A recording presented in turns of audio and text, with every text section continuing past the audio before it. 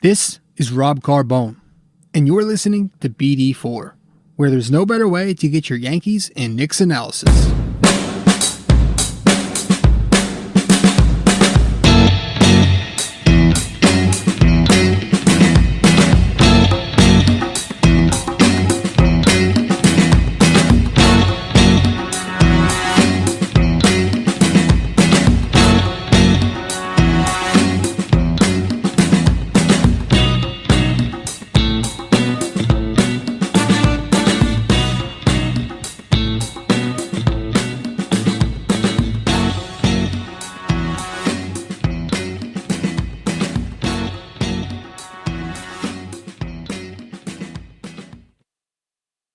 What is going on, guys? This is Rob Carbone coming at you with another episode of BD4.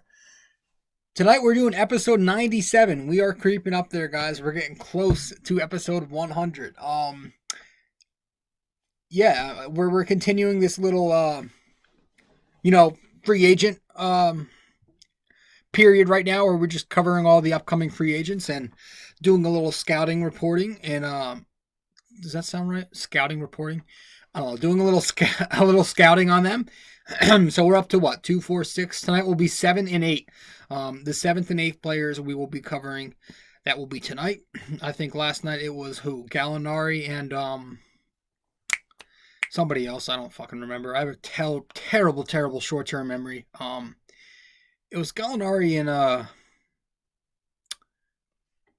Bogdanovich. Sorry, Bogdanovich. That was this morning's episode. The one that was released this morning. When I say this morning, I'm talking about April 2nd. But when you're listening to this, episode 97, part 4, it will be April 3rd, the morning of April 3rd. But on April 2nd, we did Gallinari and Bogdanovich. A stretch 4 and a combo guard. Talked about them as options for the New York Knicks. But tonight we're going to be doing 2 more, and we're kind of running out of talent here because it's not a very deep free agent class to begin with. It's kind of shallow, much like the upcoming draft class. There's not much talent out there for the Knicks this offseason, no matter what route they want to go. But tonight we still have some talented players. We're just running out. It's not going to, I wonder how long we'll be able to do this. And of course, the ones that are talented, the Anthony Davises of the world and the Brandon Ingrams, they're not going to be New York Knicks by any shot. AD is expected to sign back in LA prior to the season, following the season, which is most likely over. But as soon as free agency opens up, I'm sure he's going to sign back with the Lakers, which fucking, it is what it is. And I'm sure Brandon Ingram, who is also a free agent, is not going to sign with the Knicks, if anything. I also think the Pelicans are going to do whatever they can to re-sign him. And why not? They got a nice thing going over there, unlike the Knicks. But for the Knicks, we've got to resort to looking at guys like Dario Šarić and guys like, who else do I have tonight? And Josh Jackson. So those are the 2 we'll be covering tonight. Dario Šarić and Josh Jackson. But, guys, before we dive into tonight's episode 97 of BD4, where there is no better way to get your Yankees and Knicks analysis, I want to ask you to subscribe to BD4. Yes, sub to the podcast on iTunes, or you can sub to it on Google, on Spotify, SoundCloud, Radio Public, Anchor, Overcast, Breaker, Castro. The video cast is up on YouTube. And there are plenty more platforms where you could subscribe to the podcast BD4 on. Just go to my website. It's easier to go to my website, which is located at nysportstalkrc.wordpress.com. Once again, nysportstalkrc.wordpress.com. There should be a tab called Outlets. Click on that tab, and it'll display all the platforms to my podcast. So you can subscribe to it on there. You can follow me on social media from there, Facebook, Twitter, Instagram, and all that fun stuff. So tonight we're going to dive into Šarić and Josh Jackson, 2 guys who are also going to be free agents this offseason. Dario Šarić, I guess we'll start with him. He's a restricted free agent. So pretty much that means if he declines the qualifying offer that the Phoenix Suns are expected to offer him, then he's going to become an unrestricted free agent this offseason. So I think the Knicks should look at him, man. He's a 6'10" power forward, 225 pounds, 26 years old next week in a couple of days. And he's been solid since he's entered the league. He was once considered part of the process, right? That the entire mantra that the Sixers had, because he was part of their process. They're part of their rebuild, but I guess it didn't really work out. It didn't blend with the other guys. I'm not sure why they got rid of him, but I thought he would look good there. But they got rid of him, and he's kind of bounced around a little bit. 4 seasons in 3 teams so far. The Suns are his most recent team this past season, where he averaged 10 points, 6 rebounds, and 2 assists on 46% shooting from the floor, a decent 34% from three-point distance, and 83% from the free throw line. Did this for the Suns this past season, and he did it in 58 games across 25 minutes a night. So pretty productive numbers given the amount of minutes he played, and solid efficiency across the board with the 46, 34, 83 line. And again, this is somebody I think the Knicks should take a look at. A power forward who can shoot the ball, but also a power forward with good playmaking skills. Shooting and passing are his 2 fortes here. So again, a shooting and passing big, I think that's awesome to bring on to the Knicks. I think it creates a unique dynamic. It creates a very unique dynamic for the Knick bigs. He can space the floor and open up the floor, doing things like this with his ability to shoot and pass the ball at his size. At that size, 6'10", 230 pounds nearly, to be able to shoot and pass a little bit, that's a good skill to have. I've called him before, I called him a what's it called? A poor man's Nikola Jokic. So he's a poor man's Jokic, maybe a poor man's Kevin Love, where he can shoot a little bit, throw an outlet pass, an okay rebounder. But most of his skills, he's a skills player with a little bit of athleticism, but, known for his shooting. His catch and shoot is probably where he generates most of his offense. He was ranked in the 82nd percentile this season when it comes to points per game off the catch and shoot. So that's good.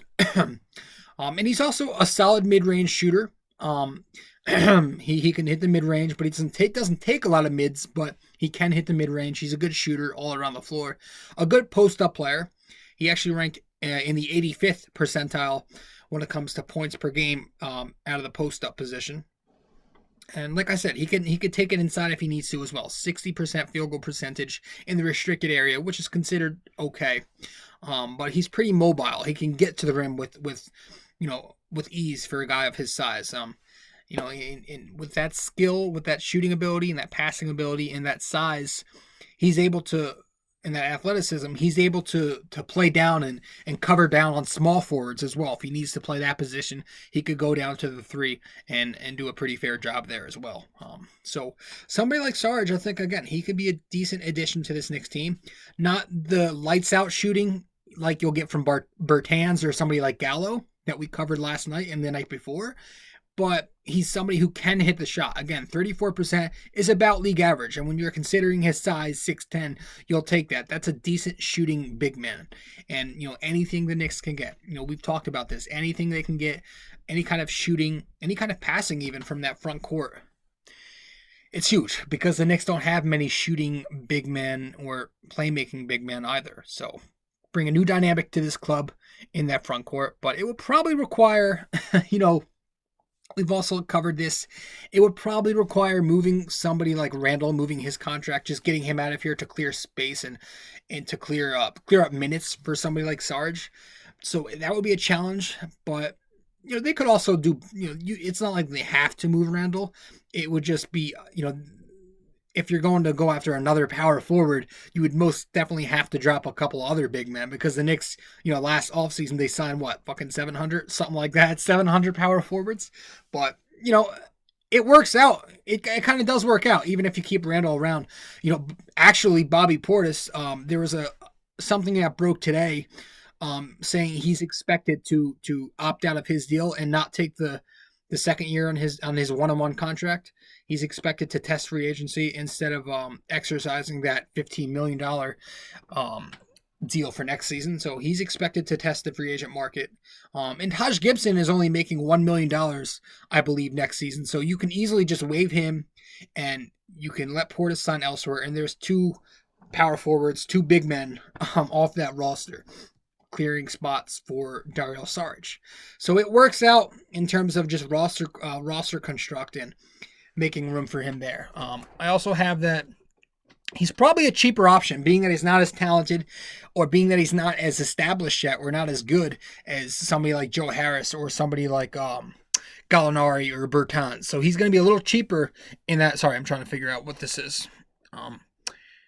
I can't read my own handwriting sometimes, and it's kind of embarrassing. I should probably start typing my notes. But yeah, so he's cheaper. Cheaper than Joe Harris. He'll be cheaper than the other guys we've covered. So I expect the deal. I don't think it'll be too big. He's only making what, $3 to $4 million right now. I don't think it'll be that different. This free agency, I think, will get around the same, more or less. The same annual value. So just look for Dario Šarić as an option out there. Again, a decent shooting and passing big man who can create a different dynamic that the Knicks don't have in that front court. So that's for Šarić. That's what we've got for him. The Phoenix Suns, if they don't offer him a qualifying offer, he becomes an unrestricted free agent, and Phoenix cannot match whoever offers him a deal. So that's the positive there. We'll see how it all plays out. Eventually, it's going to have to be something that the Knicks take a look at, because I can't possibly imagine they're just going to go into next season with keeping the same non-shooters on this roster. I don't want Wayne Ellington around. Although I will say I wouldn't mind bringing Reggie Bullock back. I think despite the inconsistency as a Knick, I think he is a good enough shooter. He does have an established jumper enough to where I would trust him to kind of find a more of a rhythm next season when he's given a full year, because he joined the Knicks late this past season because of the back injury. He was hurt all year for the most part until he came back late. So I would sign someone like Bullock back, but the thing is we're risking losing somebody like Damian Dotson, Alonzo Trier even. So we're going to need as much shooting as we can. I don't want it to become a case of get one but lose one. I want to get as much shooting on this team as possible, whether that be in the backcourt or in the front court from a wing or whatever. So Sarge is definitely an option, a cheaper option, but that's for him. Next, we're going to cover who I have. Josh Jackson, who plays for the Memphis Grizzlies. But before that, guys, we're going to take a quick break, and we'll be right back.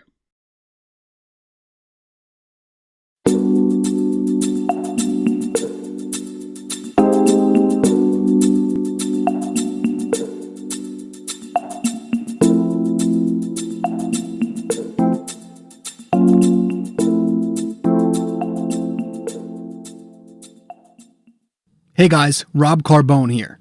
Really quick, I just want to talk to you about Anchor. Anchor is a free podcast hosting site. And I say that again, it's a free podcast hosting site that will distribute your podcast for you to other platforms such as Spotify, Apple, Overcast, and all those websites. But here's the best part. Not only is it free, not only do they share it for you, but they will pay you for recording a podcast. They will pay you. And you can do it from your computer, from your phone. All you have to do is go to the Anchor app and download that, or go to their website, which is anchor.fm, to begin. It's everything you need. It is so convenient for podcasters like myself. So please, guys, go download the Anchor app or go to their website, anchor.fm, to begin. See you there.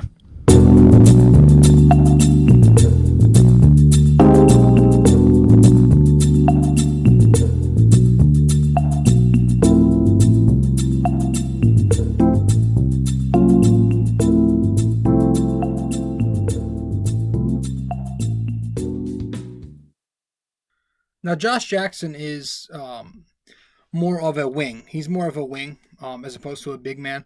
He's 6'8", 207, but he plays small forward as well as shooting guard. He plays, I think he's 3 years into his NBA career, drafted by the Memphis Grizzlies and has continued to play with them since. Made $7 million in 2020, so not too expensive. 23 years old, averaged 10 points, 3 rebounds, 2 assists on 44, 32, and 66 in 18 games with the big league squad. So a small sample size, but 20 minutes a night he did that. So pretty productive considering the minutes rate. And listen, he's not a lights out shooter. Okay, he needs work, but he hasn't necessarily lived up to expectations yet. But I still believe there's some untapped potential here for Josh Jackson. Again, he's a former lottery pick, so he hasn't lived up to those expectations yet. But former lotto picks, I'm gonna give, before I yell bust or anything, I like to give lottery picks, especially ones that are young, a couple years before I start to question them, extremely question them. So he's entering his 4th season. I feel like this season will be his make or break, but I don't think it's a bad idea just to give him a tryout this next season, and the Knicks can sign him to a 1-year deal, or they can sign him to a 1-on-1 contract, which wouldn't hurt, because again, I think there's some untapped potential here. Former lottery pick, 23 years old, still young, has great G League numbers. Now I know people don't like to hear that, but my take with this whole G League thing is, if you can produce in the G League, which he has, 28-4. He's put up 20 points, 8 rebounds, 4 assists, 2 steals, 2 blocks, and he did so on 45, 38, 63 across 26 games this season in 31 minutes. So if he can put up G League production like that, I feel like there's a spot for him in the league. It's just a matter of time. If he was struggling in the NBA and struggling in the G League, then, that's more of a concern. But at least he's tearing it up down in wherever the Memphis system is. So that means there's something there. And even in the NBA, again, 10-3-2 this past season, and his per 36 stats weren't bad at all. Per 36 and over the course of his 3-year career, even, he's averaging 17 points, 5 or 6 rebounds, and gets to the line about 4.5 times. So the numbers are there when you stretch it out to a full game. So I just think he's athletic. He's got good size to where he can play the 3 or the 2. He's going to be fairly cheap, and the first couple seasons of his career, the plus minus was a problem. NBA scouts and executives didn't like how he was a negative plus minus guy, but this past season he improved there. His team play improved, and his plus minus, I think he led all 8 Memphis Grizzlies who played at least 20 minutes a night, rounded. He led all 8 Grizzlies with at least 20 minutes a night in plus minus. So he's starting to become a better team guy and do more for the team, be more effective as a team player as opposed to an individual. He's athletic, and he's a good defender because of that. He can use his size and athleticism, good defending on the perimeter or on the inside even. He's not bad. I've seen some tape of him, so I would take the chance on him. Offensively, he's pretty good as well. He moves off the ball pretty well, so he can be effective not just with the ball in his hands. He moves off the ball well. He runs very good in transition. Not the most efficient yet in transition, but he does run it a lot, and he has some nice moments on the fast break to where there's reason to believe he'll get better, especially since, again, he's athletic and he's explosive. He's a solid facilitator. He's a good scorer. Again, 10 points per game through 20 minutes in the NBA this season. That's not bad for an 18-game sample size. Even in the G League, he was scoring. So I think there's scoring ability there to eventually become a 15 points per game scorer one day if he develops that jump shot, right? Because right now, he's a good inside scorer, a very good inside scorer, drives effectively to the rim, converts on almost 70% of his shots in the restricted area, which is a very sturdy number. He was 34 out of 59 this past season, 34 for 59 down in the restricted area. So a good solid driver, a slasher, who can finish at the rim, finish through contact. And again, the issue here is his shooting. He's not a great shooter yet. 26% his rookie season, 32% in each of the next 2 seasons. Excuse me, I have corona. Just kidding. No, I don't. But yeah, a good catch and shoot guy That's if he's gonna shoot the ball well, it's mostly gonna be off the catch. He was ranked 75th percentile in points per game off the catch this season, so that's where his shooting comes from. When he does shoot the ball, he's good off the catch more than anything. Off the dribble, he is pretty putrid, pretty paltry numbers there.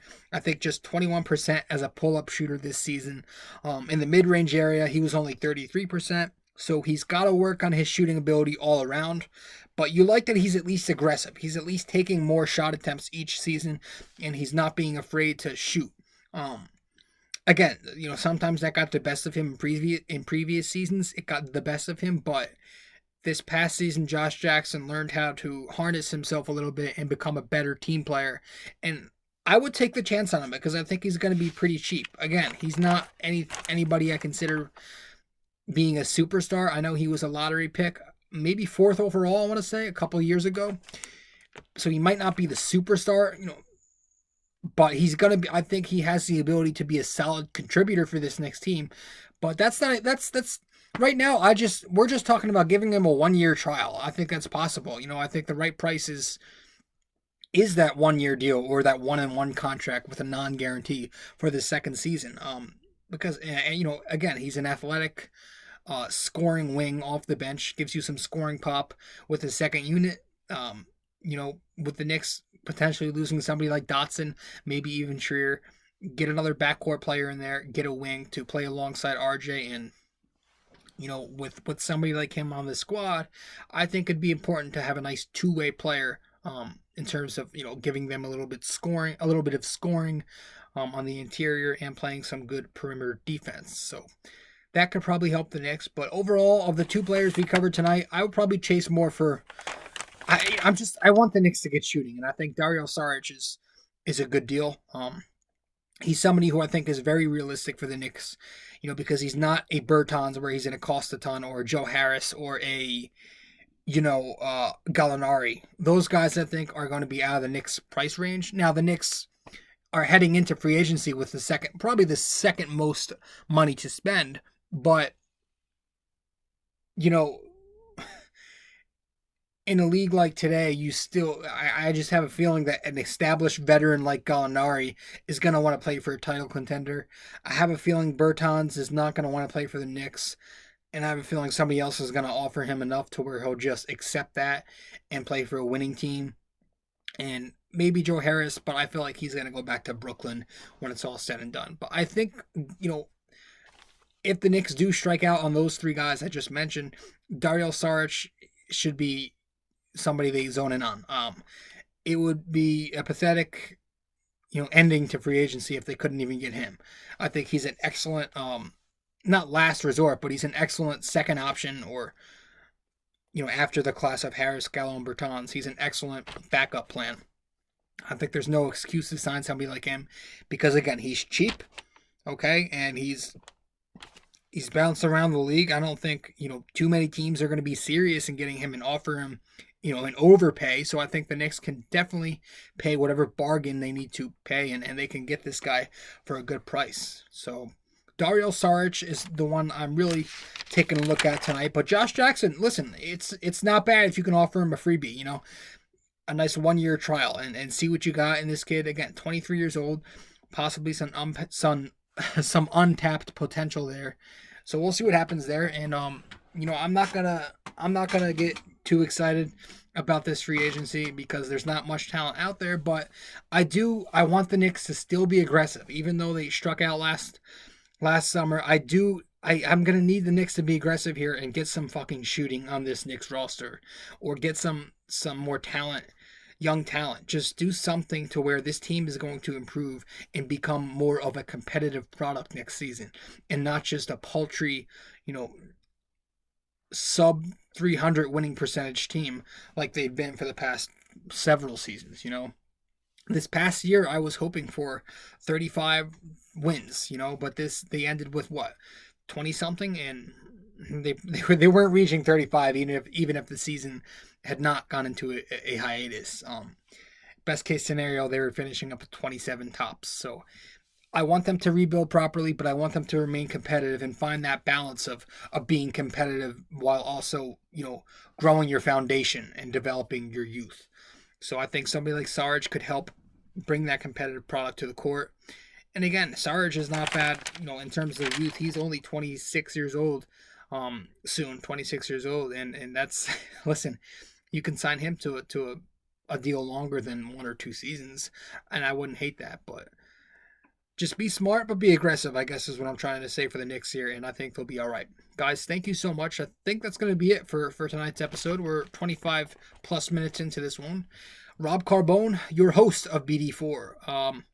Doing episode 97 tonight, part 4 of the Knicks free agent scouting, where we covered the 7th and 8th players of this free agent class. So, hey, we'll see what happens, guys. Thank you so much for following along. And if you haven't yet subscribed to the podcast, then make sure to sub to BD4 on iTunes, Google, SoundCloud, and many more, which you can find on my website at nysportstalkrc.wordpress.com. Once again, at nysportstalkrc.wordpress.com. That is where you can find me. That is where you can find my social media sites as well, Facebook, Instagram, Twitter, and follow me there to get the latest news and updates on what we'll be doing with the blog and with the podcast. So guys, thank you so much for listening. Thank you for watching if you're here on YouTube. I appreciate all the support, all the criticism, anything I get. It's always fun to react, communicate, I guess, with anybody out there. So guys, thank you so much for tuning in. I always appreciate the support. And that's going to be it. Rob Carbone signing out. There might be a part 5 to this, but as I mentioned in the beginning of this whole thing, we're kind of running out of talent here. I don't think I'm really going to take time into covering somebody like Ingram or Davis, because those are not possibilities. Maybe we'll talk about Jordan Clarkson soon, because I think he's a free agent coming up, and maybe a couple others, but I don't know. If there is a part 5, I'll probably have it out this weekend, Sunday the latest, maybe, but just we'll see what happens. Just again, stay tuned and stay updated with me by following me on Facebook or Twitter, or Instagram as well. And you can find that, again, all on my website at nysportstalkrc.wordpress.com. Guys, thank you so much for following along. This has been Rob Carbone, your host of BD4, and I'm signing out. Ciao.